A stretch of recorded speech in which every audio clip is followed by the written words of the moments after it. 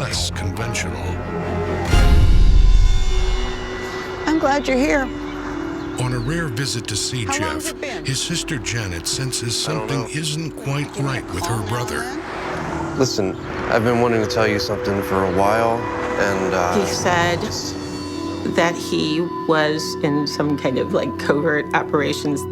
It turns out Jeff has let a lot of people in on his secret life, including friends of his wife Molly, who have also been asked for loans. When one of those friends comes looking to be repaid, Jeff uses some show and tell to scare him off. Whoa, what's that for? work.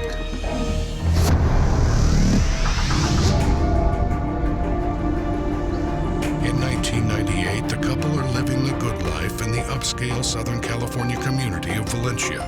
Molly, Jeff's second wife, she liked nice things. You know, so the house was something she really wanted. Jeff thinks that in order to keep Molly happy, he has to spend beyond his means. All the spending has forced Jeff Duvardo to live a life of lies. Oh, that sure was delicious. Thanksgiving of '98, Help you. Jeff contacted his aunt and uncle, saying he needed money. But Jeff's aunt and uncle complicate his request by bringing his parents into it, inviting them all for Thanksgiving dinner. I'm in a bit of a tight spot. I'm in trouble. What kind of trouble? All right, listen. This can't leave this table.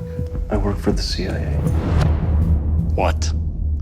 My last case was a covert arms deal that went south.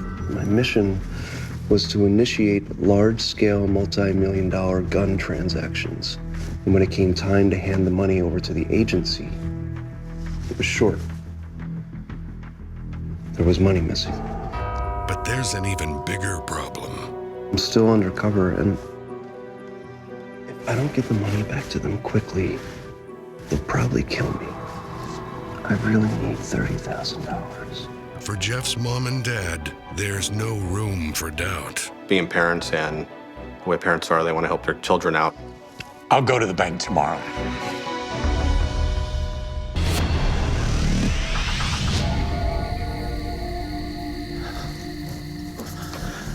Son? Dad? At a family barbecue, Don gathers the nerve to bring up a sensitive topic with Jeff. Son, your mother is sick. We need the money to pay her bills. Did you tell the CIA what happened? This goes higher up than you understand. Then, Don broaches the touchiest subject of all. I don't understand.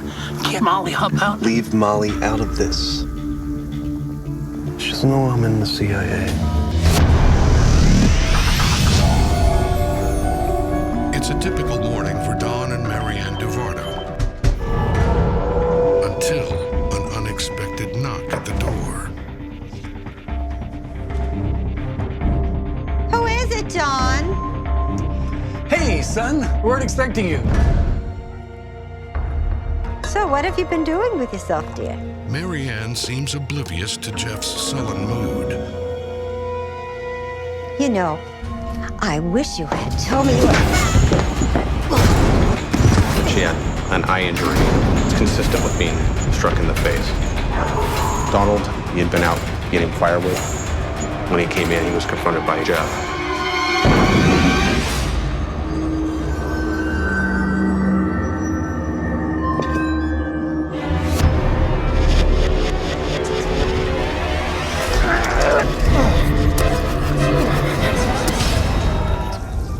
Afterwards, Jeff Duvardo cleans up so well the murder weapon, a knife, is never identified.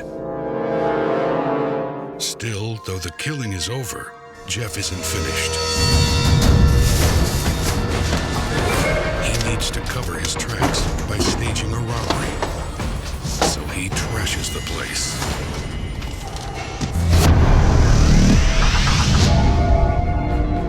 One of the Duvardo's longtime friends and neighbors is checking up on Don and Marianne. He hasn't heard from them in a while. Oh my God! After seeing Marianne motionless on the floor, he immediately calls 911. What's going on here? It's my parents' house. Hi, ma'am. I'm Detective Pollich. We have an investigation going on here. Okay, I'm gonna need you to stay out here with me.